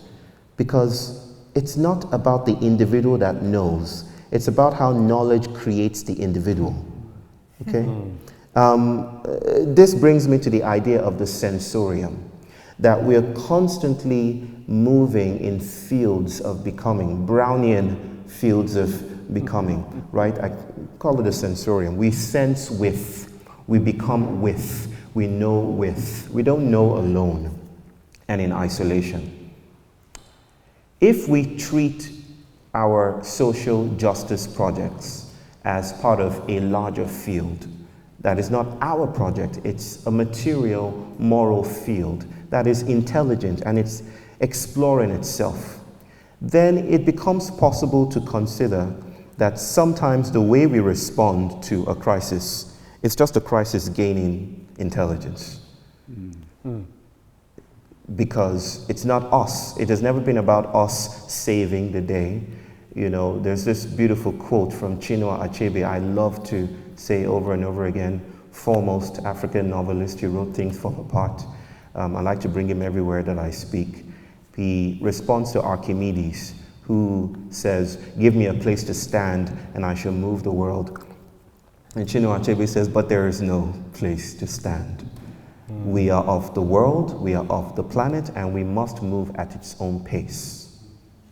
Post-activism is the realization that morality is material, right? Not an imposition of an imperative from on high. That conscience, what we call conscience, what Simondon might have called a pre-conscience or the pre-individual, is how we police each other, how we think about bodies, how bodies encounter each other. We're constantly in relationality with each other. We're constantly tumbling into each other. And that creates fields where traces of what is deemed good or bad emerges from. I think that those fields often become exhausted. I think sometimes good doesn't do exactly what we think it does, right? Because if I were to ask a question about your practices of recycling, I can bet that 90% of you are very conscientious, good, righteous folk, that you throw away your trash in beautifully delineated boxes, and you presuppose that it goes to a land where it comes back as a tote bag to you because you know the drill. However, if I told you that your goodness is subsidized by the lives of people in the global south, that your goodness is actually a burden, and that the righteousness of activism today hides and obscures the weight of, this glory, this holiness that is actually an environmental burden. If I told you that, we wouldn't know what to do with it. So I'm worried about the trap of goodness, or the other side, being bad. I'm worried about being one of the good ones, because I've been a recipient of colonial goodness, for quite some time, me and my people. So I wonder if it's time to become sensuous, right? What does it mean to sniff out the porosities of morality? What does it mean to notice morality as a capturing device? Not bad or good, just the way settlement evolves. What does it mean to notice? There's this thing I've been studying recently. They're called comb jellies. I think another name for them is ctenophores, but it's spelled with a C, a silent C. I hate those spellings. But the ctenophores, if you bring them out from the depths where they exist, they dissipate, they melt, they cannot live in the air, right? So they live in the depths, and the pressure of the depths of the ocean actually preserves and gives them integrity. In a way, we are preserved by moral pressure. We gain integrity from the invisible fields that maintain us. It's the autism that maintains us. By autism, I don't mean AUTISM, I mean OUGHTISM, how you ought to behave, how you ought to look like. It's neurotypicality. It's how we are entrained to see and to behave and to reason. It's the priesthood of science that presupposes that the world is eternally legible. And I think within this field, there are confluences, there are tensities, there are thresholds, and we are meeting those thresholds right now, where good and bad and the left and the right are no longer differentiating and producing new kinds of worlds. So the thing to do for me, I think, is to sniff out the cracks, openings, to see how worlds misbehave, like my son, right? And maybe in the misbehaving, if we knew how to stay with that misbehavior, if we knew how to stay with disruption, if we knew how to cultivate the capacity to be in those places, maybe subjectivities might change. Maybe we could sense differently. Maybe perception might lead us to new kinds of worlds. Maybe I'll just end with this idea. You know, I said it in my lecture the other time, on July 6th, I remember, that my son walks around in circles, 7 years old, and some time ago in June, he was doing it again, and I really wanted to tell him to sit down, to give me some peace, because that's the thing to do. I really wanted to tell him, could you just not do that at this moment? But instead it came out as a question. And the question was, why do you walk around in circles? I didn't need that data, but I just needed to transmute the question, the frustration, into something else. And he looks at me and said, I have certain things to do that you know nothing about. Maybe the kinds of engagements that we need today are not premised on our very sterilized, exhausted notions of victory. Maybe victory is getting in the way, and maybe the kinds of invitations that are being offered here by my siblings here, they're asking us to lose our way and to learn how to be in the not knowing together. That, in an uneasy nutshell, is post-activism, somewhat.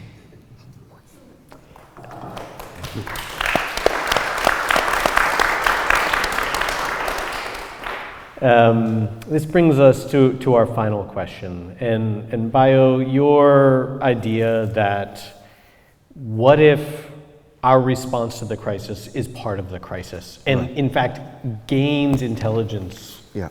for the crisis, Right.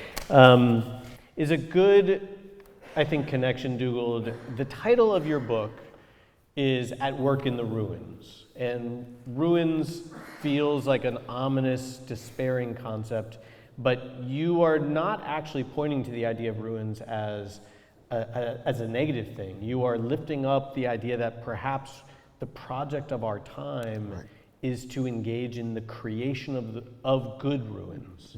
And I wanted to ask you if you can try to help us understand, what do you mean by ruins? And at the end of the book, you lay out 4 things that people might engage with as questions of the work ahead, and I thought that would be an appropriate way to bring this part of our time to a close. Thanks, Alex. Yeah, part of why I needed to write this book was to make sense of some very strange encounters that I began to have in the wake of that moment of Extinction Rebellion and Fridays for the Future, because I began to find myself in rooms with people deep inside national and international institutions of one kind or another, who had arrived at a kind of blank pessimism, that exceeded anything I had experienced in years of being the kind of co-host of Dark Mountain, where we were frequently being attacked within the environmental movement as having given up and as being doomers.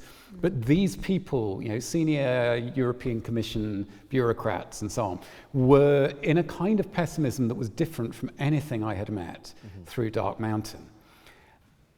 And by the time I got to the end of the book, I began to find a way of naming this.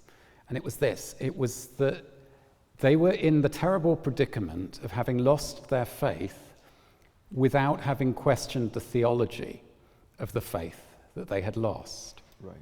So they still believed that the world was the kind of thing that needs saving by people like them in institutions like theirs. They had just lost their faith that they were going to do it. And so the book is written partly to open a window from the stuffy room that you find yourself in, if that's where you've got to. Because I was really frightened of what happens when people start spinning backwards and forwards between that kind of flat pessimism and a desperate optimism that is what is going to charge the projects of geoengineering and the rest of it that are coming very fast down the pipeline. And so this image of ruins emerged quite late in the writing of the book, partly from Anna Tsing and the subtitle of her, The Mushroom at the End of the World, on the possibilities of hope within capitalist ruins, partly also under the influence of Federico Campagna, an Italian philosopher who I came into contact with. And it was him who gave me this expression of making good ruins. Federico has this story which I tell this way. It's not quite the way he writes it, but we've talked about it and he recognizes what I heard in it. Sometimes you're born into the ending of a world. This is a thing that happens. It has happened to others before you in other times and places. When a world ends, the story that was that world is reaching its, the end of its arc. So one of the signs that the world you were born into is ending is that the future no longer works. Yeah. When politicians stand up and attempt to make speeches that mobilize our collective goodwill through speaking about the future, it doesn't work the way it did a generation or two or three earlier. And that's not a mistake. It doesn't mean they need to try harder. That is a reflection of the kind of times in which you find yourself, because the future in the ordinary sense is a line that we draw from the recent past through the present, extended onwards in a promising direction. And if we're at the end of the story of our world, then that kind of line cannot be made convincing anymore. And maybe you notice that the people who are able to make the most political capital are the ones who speak instead about the past. Anthony Barnett pointed out that in 2016, the most important words in the two slogans that defined the political earthquakes on both sides of the Atlantic was make America great again and take back control. In both cases, leaning towards the past. And Federico says, if this is your read on the times you find yourself in, what's worth doing? He says, okay, two things. First, stop worrying about making sense according to the logic of the world that is ending. And second, try to make good ruins. And I went around speaking to everyone I spoke to in the 6 months after this book came out last year, and I kept coming back to those words. And as I chewed on them more, they released vitamins that I think we might need. So firstly, stop making sense according to the logic of the world that is ending.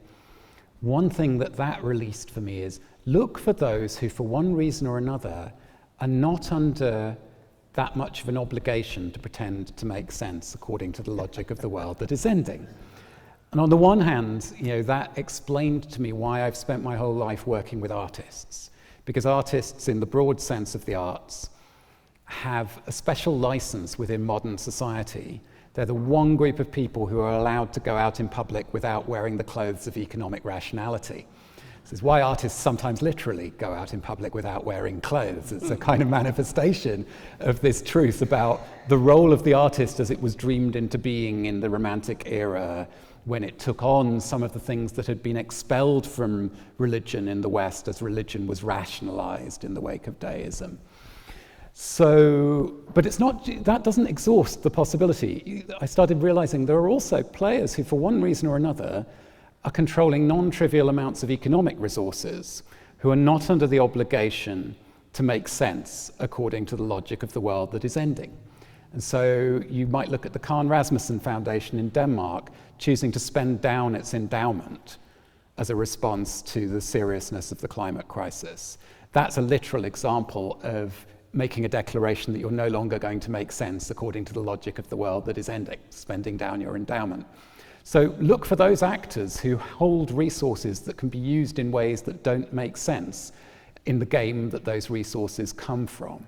So then what might we try and put those to work as? Well, making good ruins, I realized, can mean, what is a ruin? It's something broken loose from a structure that no longer holds. So release resources from the structures and systems of the world that is coming to an end in such a way as to contribute to the conditions of possibility for worlds worth living for in the times around and ahead of us. And so these 4 kinds of tasks, I don't believe in authoritative maps where we pretend that we're seeing the world from the perspective of some imagined God who lives in the sky, rather than the God who is inside and within and tangled up with everything. Mm-hmm. But the kind of maps I do like are the kind that you make for a friend in a late night conversation around the kitchen table, back of an envelope maps. And so I offer one of those at the end of the book. It's my unfinished list of kinds of tasks that might make sense in a time of endings. I'm sure there are kinds of tasks that are missing from this list, but the 4 I have so far are: you can work to salvage the good that we have a chance of salvaging from the car crash of the ending. You can work to mourn the good things that we're not going to manage to take with us. And the work of mourning includes telling stories. Those stories will be carried with us, and some of those stories may turn out to be seeds in worlds we can't imagine yet. Right. The 3rd kind of task is a task of discernment, something that I learned above all from the work of Ivan Illich, who once came and gave an amazing talk at the Schumacher Center. And Illich had this remarkable eye and this remarkable way of inviting us to see with him the things that we've been telling each other are good that weren't that good. To notice the difference between the deep longings and the particular institutional forms that have monopolized those longings in the recent past. And in a time of endings, the way that we're being given a chance to walk away from some of those things that were never as good as we told each other they were. And then the 4th kind of task so far is looking for the dropped threads from earlier in the story, the things that have been marked as obsolete, inefficient, old-fashioned, extinct, that are lingering at the edges or below the radar of our attention, and which might end up making all the difference on the journey into the unknown world that lies ahead. So those are some of the kinds of tasks that we might begin to ask these actors who, for one reason or another, find themselves controlling resources which don't have to be used according to the logic of the games from which those resources come. We might work together and say, well, how could you support these kinds of work on the journey that lies ahead of us? And that's where I find myself being led on the far side of having written this book. Please join me in thanking Dougald, Catherine, and Bayo.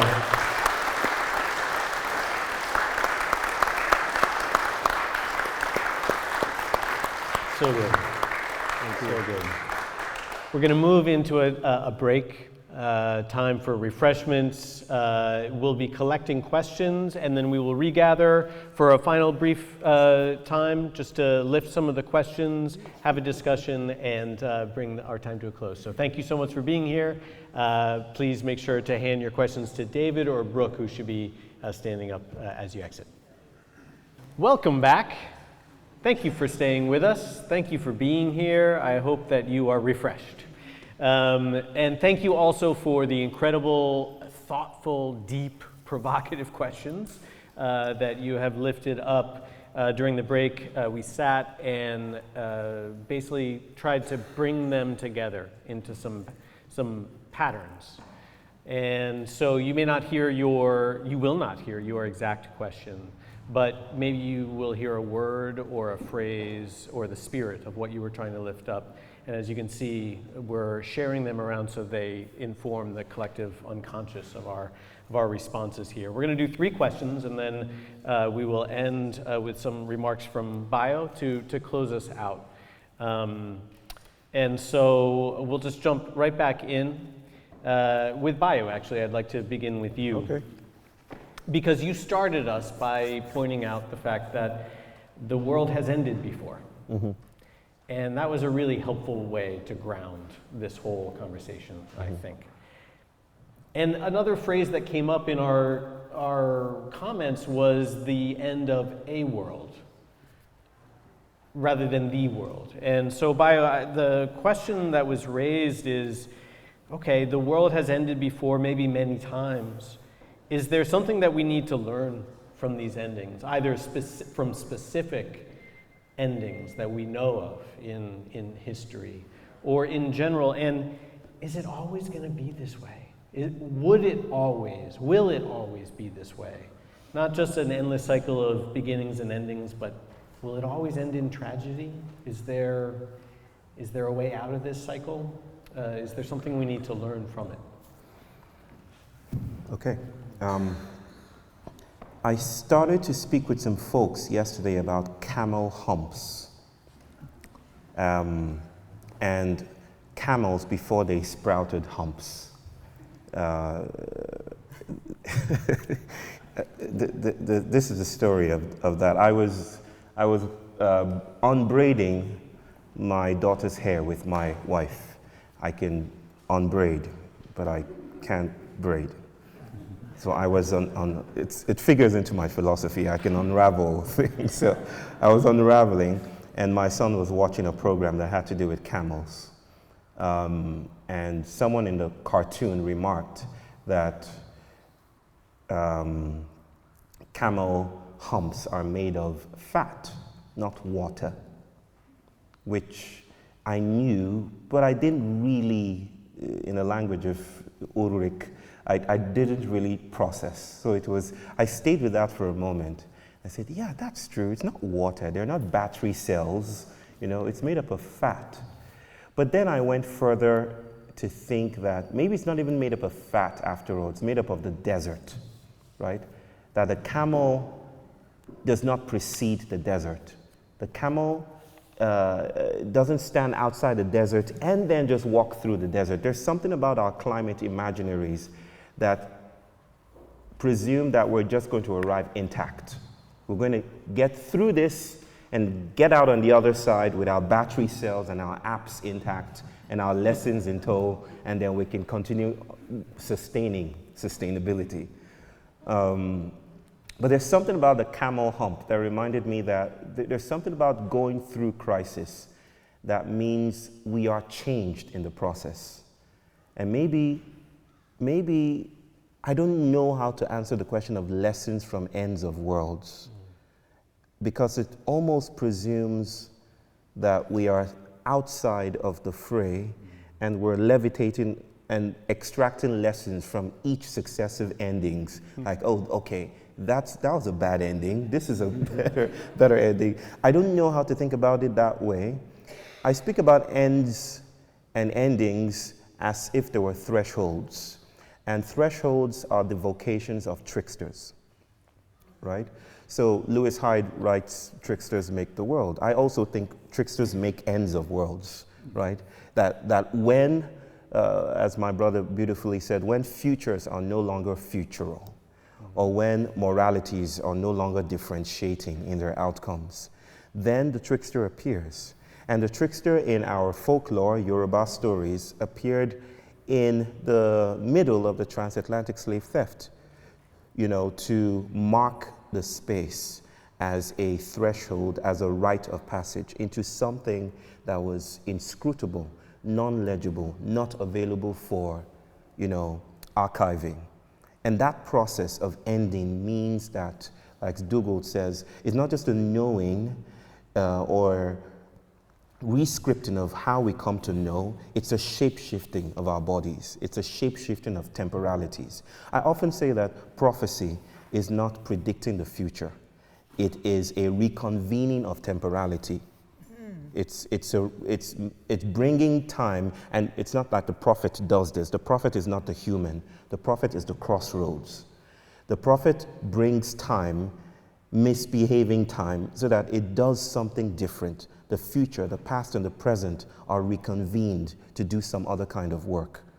So I don't know that we can position ourselves in a way that we can learn after the fact or say that this, but we can to some extent say that every ending, every threshold is an invitation to lose our way, is an invitation to, like my brother said, establish, work within, and relationally posture good ruins.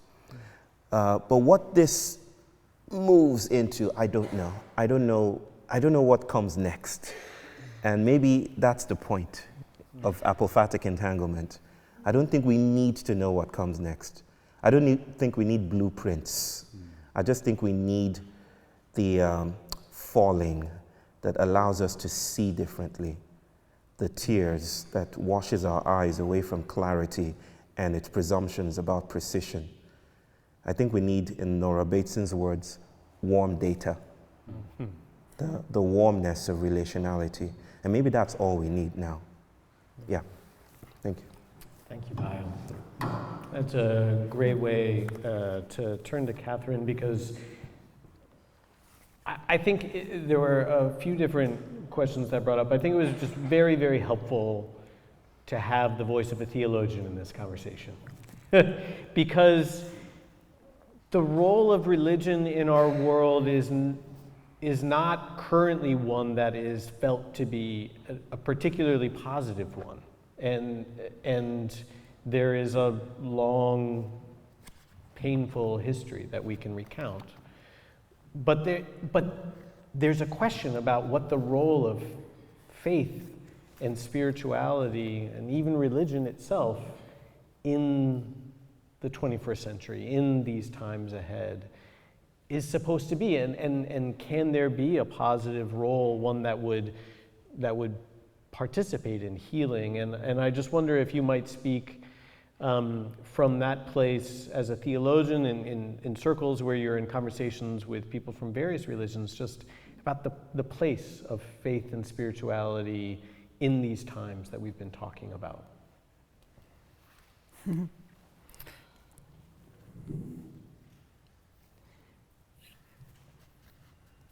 Well, I think that it is important in a gathering like this just to be able to affirm that it has a place, not just because it actually lends us these places full of stained glass windows, rather ironically, for this gathering, but this reminds us that so much of our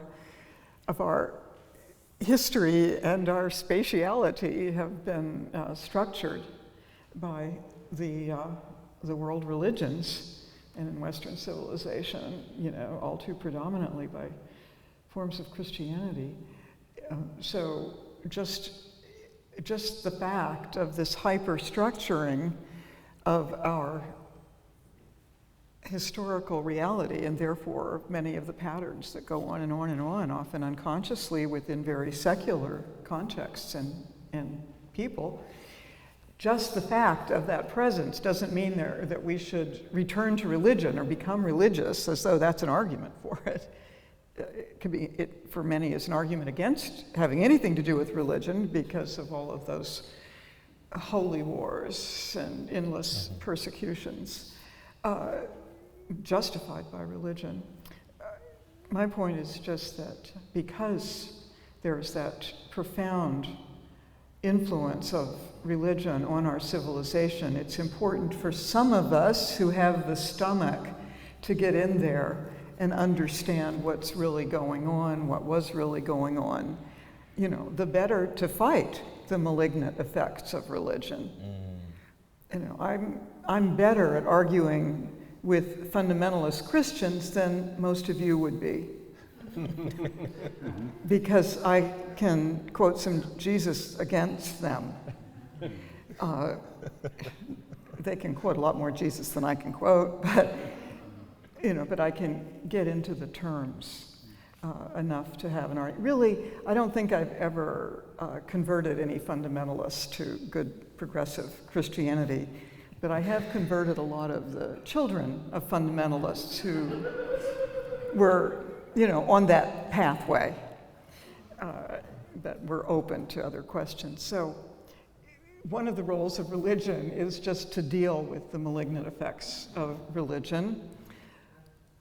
What one learns dealing with those malignant effects is like what I learned early on. This is why I became a theologian. For reasons I won't bore you with, fell into some theological study because of family traumas and a strange circumstance. It's the only education I could procure at a certain point in my very early 20s.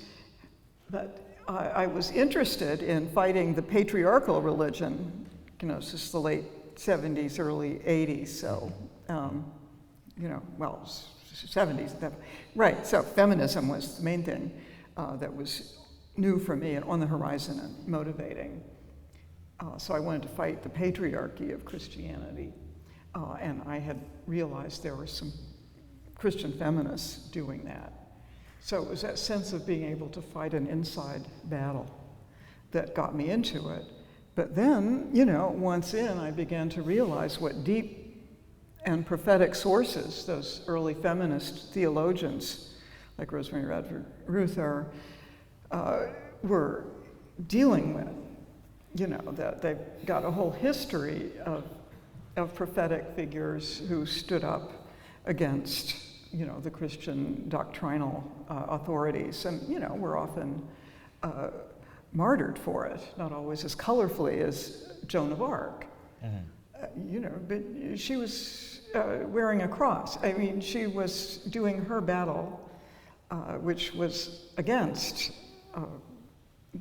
the Orthodox authorities in many ways, in the name of Christ. And she was burnt at the stake in the name of Christ. So it just became increasingly important to me to become aware of the prophetic voices, beginning with the endless prophetic voices, not just of the classical prophets who were in the First Testament, and then Jesus as just in that tradition, standing up against not just the institutional orthodoxy of their own traditions, which is what the Hebrew prophets did and what Jesus as one of them did, but against the imperial authorities. And that's why he was crucified, not by the Jews. That was the Roman crucifixion. So I got just really interested in the subversive power of the religious voice and stayed with that as that public was growing. But of course, that only worked, that subversive power only worked because there's also something affirming in that power. There was something beautiful revealing itself, so beautiful that some are willing to die for it. And one can hardly name it because everything has been turned to a cliche, like the cliche of all cliches, love. But the insight that love is the heart of the universe, the heart of it, that love is the source of creation, the Bible only has God is statements 2 times. God is spirit, God is love. So the notion that God is love has always sustained me because the little love moments in life sustained me through great childhood havoc. So that was the affirmative, that there is this beautiful and rewarding motive. Love is always like its own reward. It doesn't just wait to be fully gratified. So that positive possibility began to unfold. And then I just had the good luck, or the providence, to bump into process theology, right. Based on the scientific philosophy of Alfred North Whitehead, and this vision that it's how our natural sciences could have taken us, but have failed to, through the 20th century, into a universe that's radically relational, and open at every moment, in every cell, every molecule, every electron, to a certain spontaneity, that there is a spontaneous relationality in absolutely all creatures. So I came into touch with that cosmology that is the basis for much of the ecological theological work that's happened, since the early 70s. My teacher, who's a process theologian, wrote the first book-length, it was John Cobb, Is It Too Late? The first book-length theology of climate change, 1971. So that expansion of love to the non-human, and to all of those humans we treat as non-human, brought love into new, non-sentimental focus for me, and has kept me going and not even retiring as soon as I could have. Thank you. Thank you for reminding us of that perpetually subversive power of faith, the fugitivity of faith. Thank you, Catherine. Dougald, there was a question that was raised that reminded me immediately of a part of your book. I believe you were referencing in your book another book called Hospicing Modernity, in which there was something that was being lifted about the fact that we have to become something different in order for certain things to be possible. And your reference to the 12-step program involves often a release into new identity that religion and faith often also has. But I was wondering if you could unpack a little bit about this idea that we need to become somehow something different in order for certain changes to be possible. And are we being lured by the monster of climate change into perhaps being able to be something different? Oh, I mean, it's often the rock bottom moment of one kind or another that makes that possibility of becoming something different real. Because it's costly. We will postpone it, we will avoid it until, for one reason or another, personally and or collectively, we can't go on. We can't not surrender to being changed. A friend of mine, Victor, gave me pause a couple of years ago in one of these online series that I teach when he said, I've realized that surrender can mean saying yes.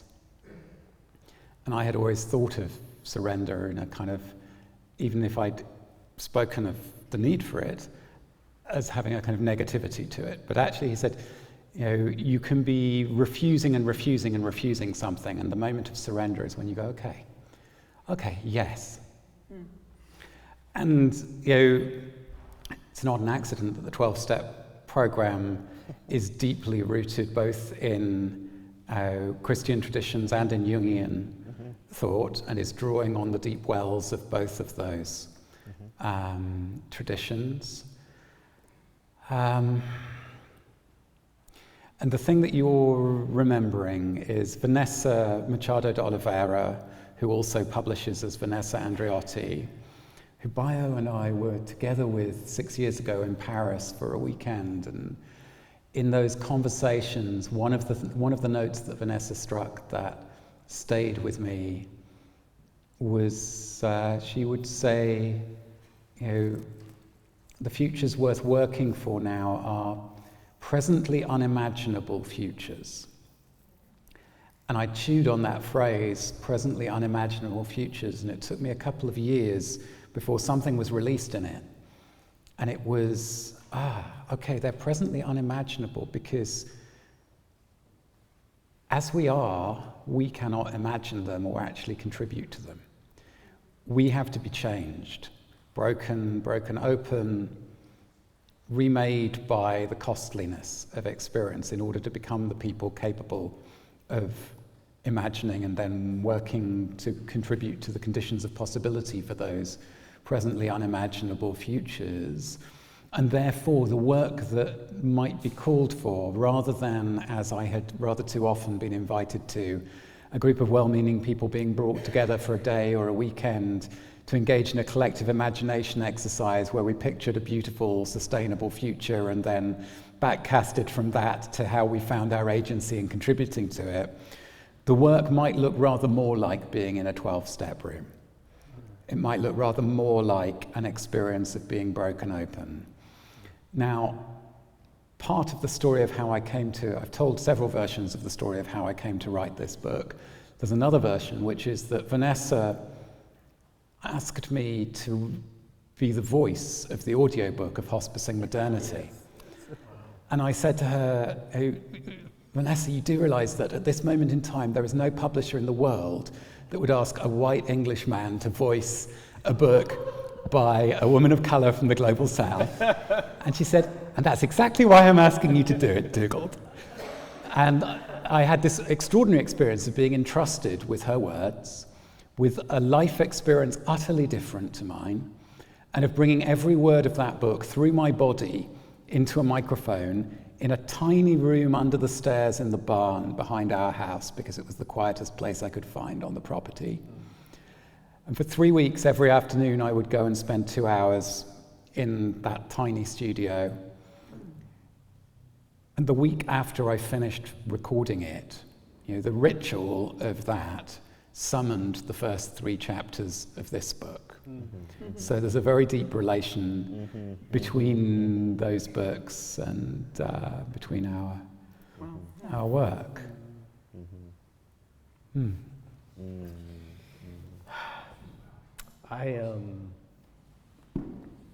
I cannot, this whole conversation, I have been kind of hovering on the edge of tears. There could not be a more tender subject, for me at least, than these questions that we are surfacing. And the idea of being broken open threatens to do so. And I don't know if you feel that way, but these are questions that we are holding collectively, individually, as families, and culturally. And I wanted to specifically raise, Bayo, as I want to invite you to bring us home here or help us lose our way. But there was questions about how we engage children and how we influence culture. And those seem like part of where the field of the work is. It's not in the boardrooms exactly. It's not, out on the streets exactly. It certainly is those things as well. But it's culture and it's children, and Bayo, you speak so often of both. And so I wanted to give that as a prompt and also ask you to help us bring this particular moment to a threshold. Stick a landing. Okay. Thank you, brother, and my siblings here. My daughter is here. You might have seen her. She's taller than I am. She's 11 years old, the joy of my life. When she was born, I made up my mind to teach her and sing to her good music, okay? And in my head, good music was Bob Marley, Trenchtown Rock, Peter Tosh, Dire Straits, Tears for Fears, Rolling Stones. I would sing to her every night. Phil Collins. Every night I sang her to sleep. Only for my daughter to be herself now and insist that she doesn't like any of that and she likes K-pop alone. K-pop is her thing, right? I'm learning to let go of my vision of good music and to listen to her tastes, to what she's becoming. Recently, I downloaded K-pop music and listened to it I forced myself to listen to K-pop. Good daddy. Yes, and not to please her, but to kind of enter into the world that she's sensing. I couldn't fully enter that world, but I came to appreciate that I don't have to, and that the worlds to come, the things that are coming, are not meant to be fully known, that we only live partially. And maybe that's why the universe continues to proliferate children, because we can only live partially, and because the creativity of the next requires that we let go of our sense of mastery, often, over and over again. Which leads me into a consideration of surrender. I've spoken in many places along, like my siblings here. And sometimes people enter the room thinking we have to save the world, we have to save the planet. By the end of the talk, they often swing the pendulum to the other extreme, where it's, okay, we just surrender to whatever is. And I'm not sure that's the point here. The salvific response versus the whatever happens, happens, feels too fatal, the fatalist, too deterministic. But there's a space between. And I will venture with some trepidation, knowing that I'm seated near a formidable theologian, I would venture to call it Selah. And Selah is a word that appears, I grew up hearing that word over and over again from the pastors in the churches that I went to. They never really told me what it meant. Turns out no one knows what it means. It appears about 74 times in the book of Psalms. Every verse would end with Selah, and we don't know what it is. Some theologians I hear, Catherine is looking at me. Some theologians I hear, the jury's still out. They're not sure what it means. Some say that it means pause here, or lift it up, right? Or keep singing. That in the palace of King David, the musicians would have the conductor would have a signal to the musicians, and the word was Selah. There are so many theories about what it meant or what it means.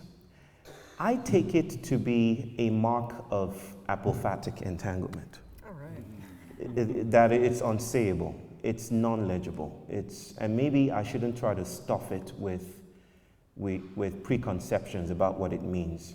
But even further, I think of Selah as the immediate environment that sprouts when something new wants to be born. Something new, monstrous, desensitizing, almost even violent wants to be born. That when something bursts into the fray, that the radius of explosion is what we call Selah.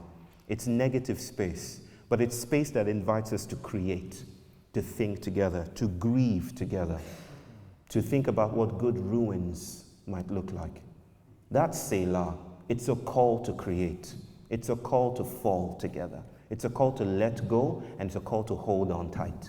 It's a call to so many things. It's a call to listen to K-pop and not be so sure about what good music looks like. It's a call to experiment with parenting, knowing that whatever small molecular thing we can enact is a cosmic thing already, and that we all have this morsel of the next. We don't have the full picture, we're not meant to, but just the homeopathic dose of what wants to happen is domiciled in the gestures, the minor gestures that we make. I hope our spiel and our pilgrimage tonight would have moved you in some way, not to give you answers, but to move you in the slightest way. And that as you move out into the world, you would walk knowing that you never walk alone, and that we're all in this Selah moment together. That's about it. Thank you so much. Selah.